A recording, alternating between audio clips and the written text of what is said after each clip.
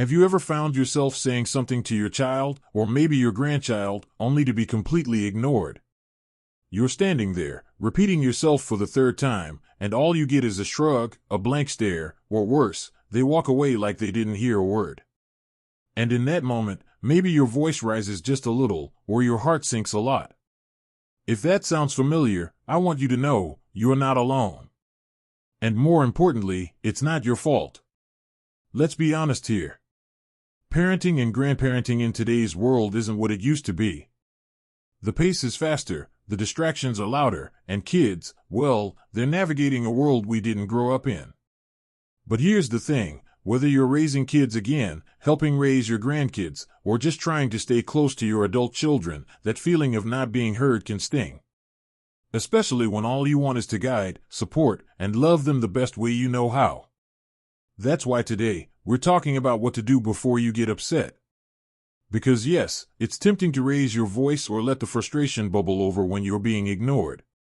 But there's something far more powerful you can do first, something that can shift the entire conversation before it even starts. Now, I'm not here to lecture you or hand out some perfect parenting formula. You've lived enough life to know that no two kids are the same, and no 2 days are either. But I am here to share something that can help you feel more in control, more connected, and a whole lot calmer when communication gets tough.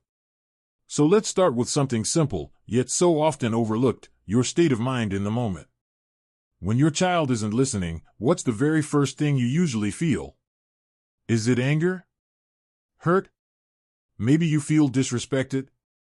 All of those reactions are completely valid, especially if it's been building up over time. But before you respond out loud, I want you to pause, just for a few seconds. Take a breath. Really. Breathe in through your nose, slow and steady, and breathe out through your mouth. It sounds silly, I know. But that tiny pause, those few seconds of stillness, can make all the difference. Because the truth is, the way we react in the very first few seconds sets the tone for everything that comes after. If we jump straight to frustration, we're inviting conflict. But if we start from calm, we're inviting connection. Now, let's talk about something else that often gets missed. When children, or even adult kids, don't listen, it's easy to assume they're being disrespectful. But sometimes, what looks like defiance is actually distraction. Especially these days. With phones buzzing, screens glowing, and minds always somewhere else, it's not that they won't listen, it's that they genuinely might not even realize you're speaking. So instead of repeating yourself louder, or getting frustrated, try this, make sure you have their attention first.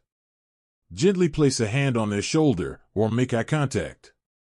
Say their name. James, can I have your attention for a moment? You'd be surprised how powerful that tiny shift can be. It turns a one-sided message into an actual connection. And here's something else to remember, especially for those of us who've been around a while. We were raised in a time when because I said so was often enough. We didn't always need a reason. But kids today? They ask why more than ever. They want to feel like they're part of the process, not just being told what to do. That can be frustrating, I know, but it's also an opportunity. An opportunity to invite them into a conversation rather than a command.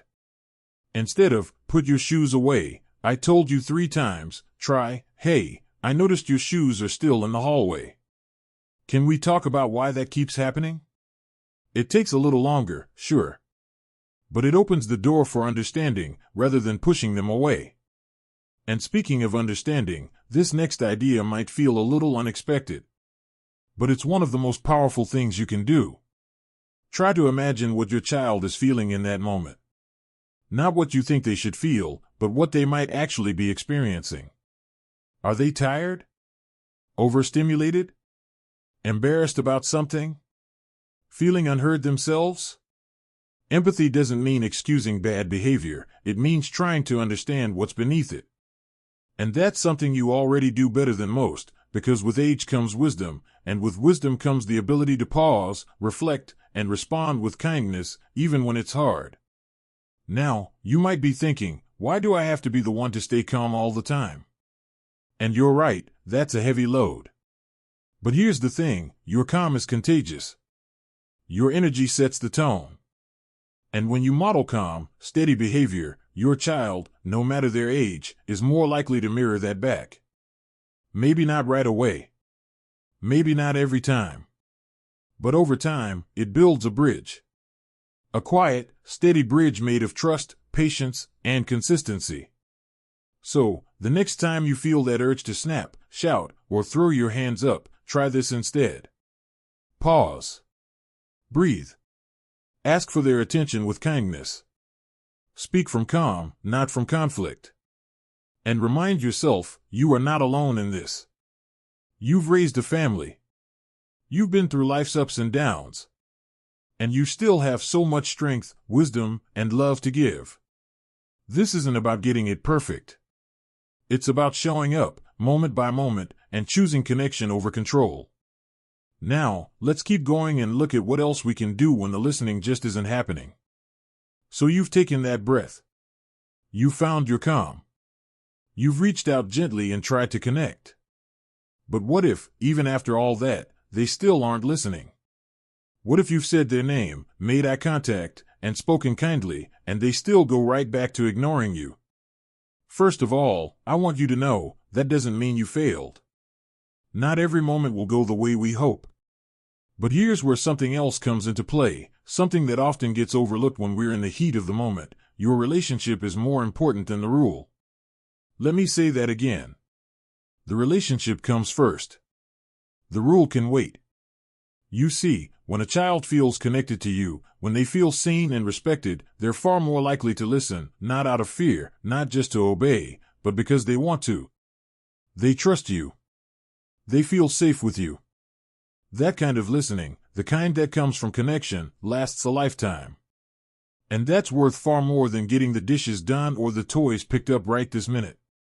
Now, that doesn't mean you ignore behavior or never set boundaries. Boundaries are important, vital, even. But the way we enforce those boundaries matters just as much as the boundaries themselves. If a child senses anger, judgment, or rejection, their natural instinct is to defend themselves or pull away. But if they sense love, patience, and firmness that isn't scary, they're much more likely to respond with openness, even if it takes a little time.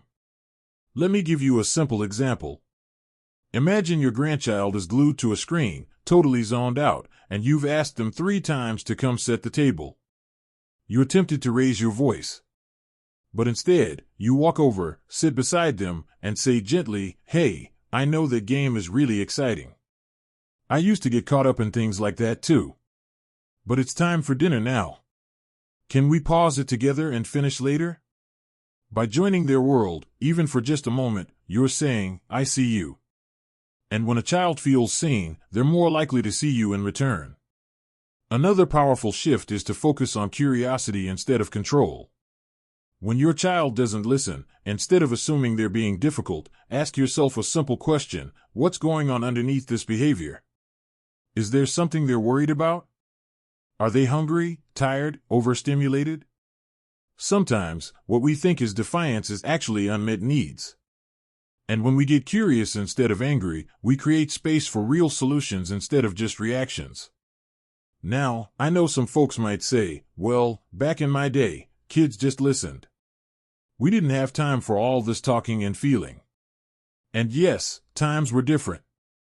But even back then, the children who felt most loved and understood were often the ones who grew up to become the most respectful, kind, and emotionally healthy adults. What we're talking about here isn't coddling. It's connecting.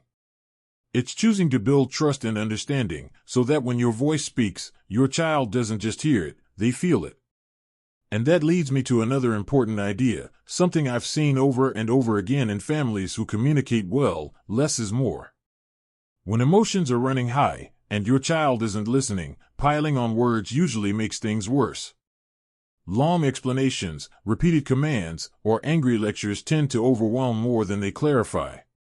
Instead, try speaking less, but with more intention. Use short, calm sentences. Speak slowly. Leave space for silence. Sometimes, just saying, "I need your help right now," in a quiet, serious tone can land much better than repeating, "Why aren't you listening to me?" over and over again. And don't be afraid of a little silence. Silence gives your child time to think, time to shift gears, and time to respond. We often rush to fill in the quiet, but silence can be your greatest tool, especially when you've already made your point. Let's take another situation. Imagine your adult child is brushing off something important you've said. Maybe you're trying to offer advice or express concern, and they respond with irritation or distance. That can feel like rejection. It can hurt deeply.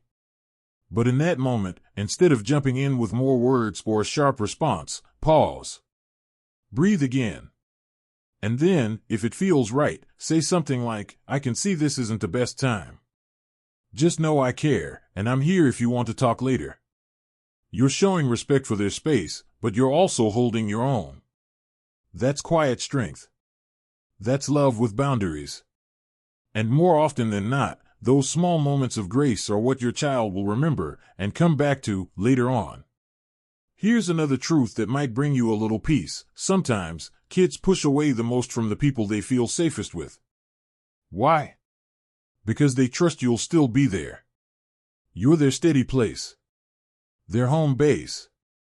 That doesn't excuse disrespect, but it does explain why some of the strongest bonds go through the rockiest patches.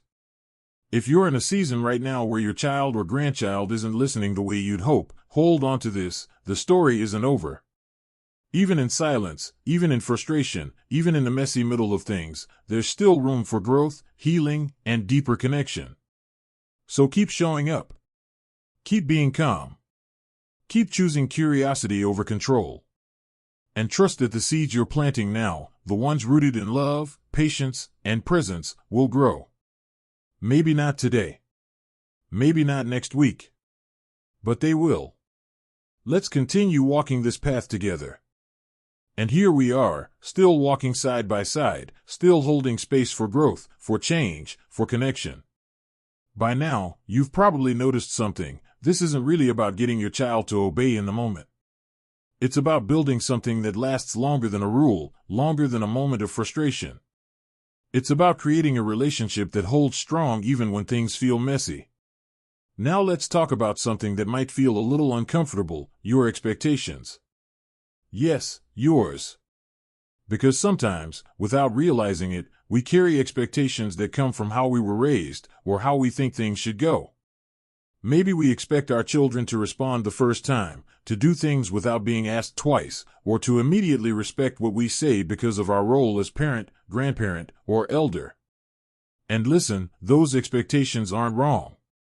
They come from a place of pride, of wanting to be heard, of believing in the values you've lived by. But what happens when those expectations bump up against reality, when your child doesn't react the way you hoped, or your grandchild challenges your authority in a way you never would have dared at their age? Well, that's when we have a choice. We can hold tighter to those expectations and let the disappointment fester, or we can gently shift them, not lower them, not abandon them, but shift them into something more flexible, more realistic for the child in front of us, not the one in our memory or imagination. Because here's the truth: your child or grandchild is growing, evolving, learning how to be in the world. And they're going to get it wrong sometimes. Just like you did. Just like we all did. And when they mess up, what they need most isn't someone who says, "I told you so." They need someone who says, "I'm here. Let's figure this out." That doesn't mean you let go of standards. It means you lead with grace. It means you stay open, even when they close off. And it means you offer guidance from a place of love, not fear. Because love, in its quietest and strongest form, doesn't always look like advice. Sometimes it looks like listening. Just listening. If your child isn't listening, maybe it's time to ask, when was the last time you really listened to them? Not to fix, not to correct, but just to understand. To ask, "How are you, really?" and then pause long enough to hear the answer. You might be surprised what comes up. Sometimes the resistance we see on the outside is actually a call for connection on the inside. And this brings me to something I believe with all my heart: you don't have to win every moment to win the relationship. You don't need to have the last word. You don't need to prove your point every time. What matters is that your child knows, even when they push back, even when they shut down, that your love isn't conditional. There's such power in being the calm in the storm. And being the one who doesn't yell back. And being the one who says, I'm not here to fight with you. I'm here to walk beside you, even when you don't make it easy. And yes, that takes strength. A quiet, deep strength that isn't flashy or loud, but oh, is it powerful. It's the kind of strength you've built up over years of life, through hardship and joy, through raising children and maybe even watching them raise their own. Maybe no one ever told you this before, but you are allowed to feel frustrated. You are allowed to feel tired, sad, disappointed. Parenting and grandparenting, especially later in life, can feel like a repeat performance, but with fewer spoons in the drawer, both literally and emotionally. So please, be kind to yourself. Rest when you need to. Talk to someone. You don't have to carry it all alone. But also know this, just by being present, just by staying engaged, just by trying, you are doing something extraordinary. You are offering your child something many people in this world never get, someone who shows up, even when it's hard. So if your child doesn't listen today, take a step back. Ask yourself, are they distracted or are they hurting? Are they testing limits or trying to be heard in their own way? Is this about me or is it about something else? And then, respond from love. From experience. From that deep well of wisdom that life has given you. Because here's the beautiful part. You don't need to control your child to guide them. You don't need to raise your voice to raise their awareness. And you don't need to win an argument to strengthen the bond. Just show up. With patience. With kindness. With a willingness to keep trying, even when it's tough. Let the child in your life see that listening isn't just about ears, it's about heart. Show them, through your actions, that respect goes both ways. That love doesn't mean perfection. That being heard feels different when it comes from someone who truly sees you. So if your child doesn't listen, before you get upset, stop. Breathe. Remember who you are. Remember all the love you've already given. And then, offer a little more, gently, patiently, with that special kind of wisdom that only comes from living, learning, and loving for a long time. You've got this. You really do. And if any of this resonated with you, I'd love to hear your thoughts. Leave a comment below and let's talk about it, your experiences, your wins, your challenges. Let's support each other, because none of us were meant to figure this out alone. If you found something helpful here today, give the video a thumbs up. And if you'd like more gentle, honest conversations like this, subscribe to the channel. We're building something kind here, something real. Here's to showing up with love. To choosing calm over conflict. And to remembering that no matter your age, your voice, your presence, and your heart still matter more than you know.